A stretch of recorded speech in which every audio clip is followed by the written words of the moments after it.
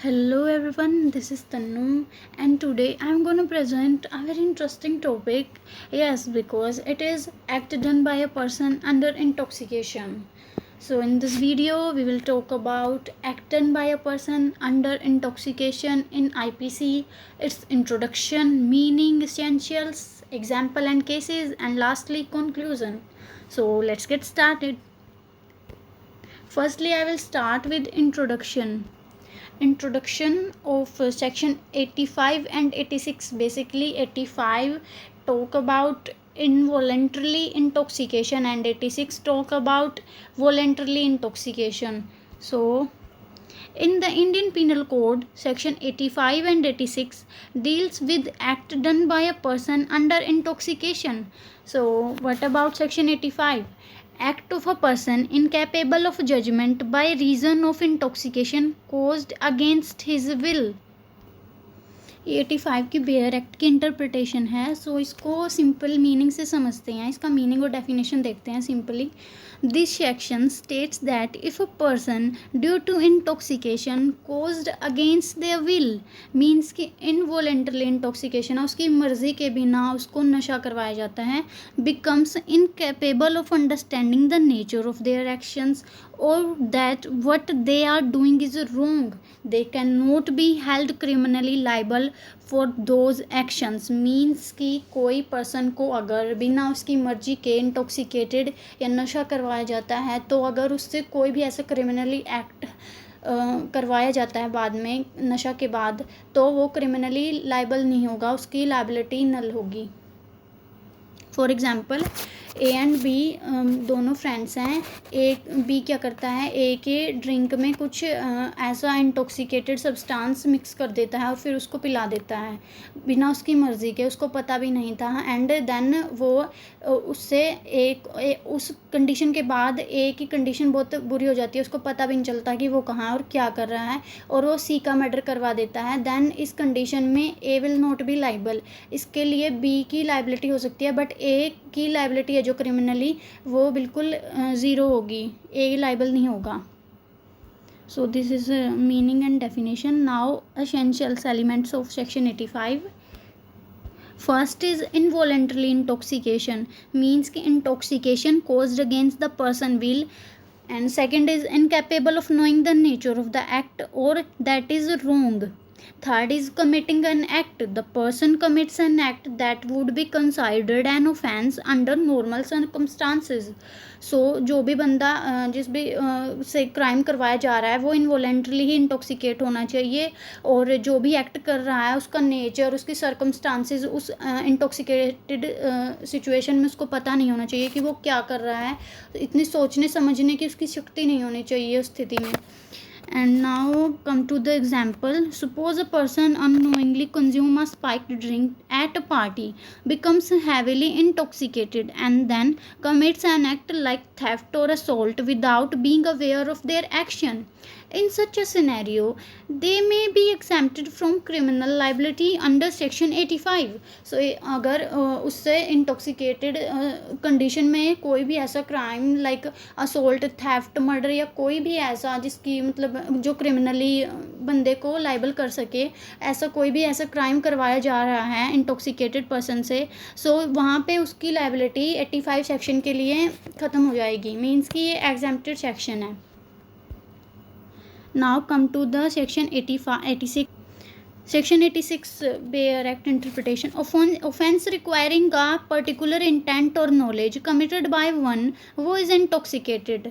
Meaning and definition of section 86. That if a person while voluntarily intoxicated they consumed alcohol or drugs willingly commits an offense that require a specific intent or knowledge, they may still be held criminally liable for their act. Section 86 बोल रहा है कि voluntarily intoxication means कि जो person crime कर रहा है वहाँ पे वो खुद ही अपनी मर्ज़ी से ड्रिंक करने के बाद कर रहा है, यहाँ पे उसकी जो लाइबिलिटी है वो बनेगी, क्रिमिनली लाइबल होगा, बिकॉज़ जो ड्रिंक की थी उसने, इंटॉक्सिकेशन हुआ वो खुद अपनी मर्ज़ी से हुआ। For example A and B, B ने ए को वहाँ फर्स्ट एग्ज़ाम्पल में ड्रिंक करवाया था, लेकिन यहाँ पे ए खुद अपनी मर्ज़ी से ड्रिंक करता है और किसी पार्टी में या फिर मैरिज में जाता है और वहाँ पे शूट कर देता है किसी पर्सन को, क्योंकि वहाँ पे उसका कुछ प्लान होगा, पहले उसके दिमाग में चल रहा होगा कुछ, और इस कंडीशन में ड्रिंक के बाद वो उसको शूट कर देता है। बाद में वो ये बोलता है कि मैं उस टाइम पे ठीक कंडीशन में नहीं था, ड्रिंक कर रखी थी। तो यहाँ पे ये कोई एक्सक्यूज़ नहीं होगा। Voluntarily intoxication is a not a excuse. So यहाँ पे एग्जाम्पशन नहीं मिलेगी उसको, वो लाइबल ही होगा, क्योंकि वॉलंटरली इंटॉक्सिकेट होना कोई एक्सक्यूज़ नहीं है। Essential elements of section 86. First is voluntary intoxication. Intoxication due to the person own actions, means कि उसने खुद अपनी मर्जी से किया, उसके काम की वजह से. Second is the offense committed require a specific intent or knowledge. और जो ऑफेंस उसने किया है, या तो उसकी पहले प्रीमीडिएट कुछ उसका प्लान होगा या कुछ और वजह हो सकती है. And the third is commission of offence. The accuse must have committed an offence as defined under the IPC. इसमें एग्जाम्पल है, if a person voluntarily consume alcohol और drug and while intoxicated commit a premeditated murder then may still be held criminally liable as murder require a specific intent. ये तो बिल्कुल normal सी बात है. Murder plan करने के लिए, मर्डर के लिए तो पहले प्लान ही चाहिए होगा, प्रीमीडिएट प्लान किया उसने एंड देन बाद में ड्रग्स ली या कुछ भी ऐसा इंटॉक्सिकेटेड सब्सटेंस लिया और फिर उसके बाद उसने उसका मर्डर कर दिया. तो यहाँ पे ये कंडीशन देखी जाएगी कि पहले तो उसके दिमाग में चल रहा था ना कि मर्डर करना है उस बंदे का, देन उसने प्लान किया एंड तो फिर एक कंडीशन में उसने कुछ भी ऐसा इंटॉक्सिकेटेड ले लिया और उसके बाद उसने मर्डर एग्जीक्यूट किया. सो देन यहाँ पे उसको क्रिमिनली लाइबल होगा ही, एग्जाम्पशन नहीं मिलेगी. Now case laws. Jayaprakash versus State of Haryana.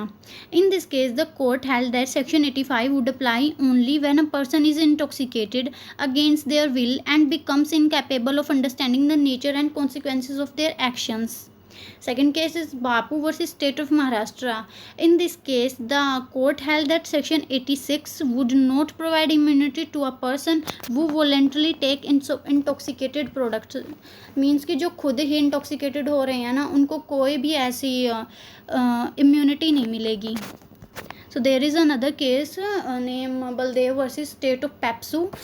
इस केस में यही हुआ था कि एक जो पर्सन है वो मैरिज में जाता है एंड वॉलंटरली इंटॉक्सिकेट होता है, ड्रिंक करता है एंड वहाँ पे शूट कर देता है एक पर्सन को एंड बाद में ये एक्सक्यूज़ लेता है कि मैंने ड्रिंक कर रखी थी. But the main point is उसने ड्रिंक खुद की थी, वॉलंटरली इंटॉक्सिकेशन हुआ था, किसी ने जानबूझकर उसको ड्रिंक नहीं करवाई थी या कोई नशा नहीं करवाया था. सो यहाँ पे उसको ये एग्जाम्पशन नहीं मिलेगा एंड क्रिमिनली लाइबल होगा. Now come to the conclusion.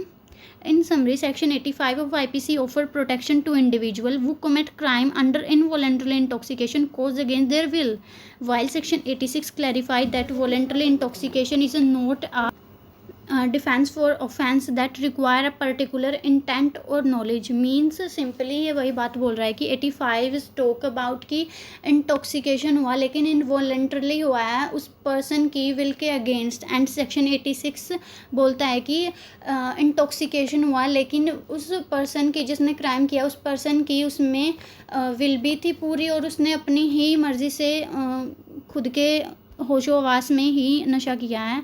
So this is all about my video and thanks for watching this video.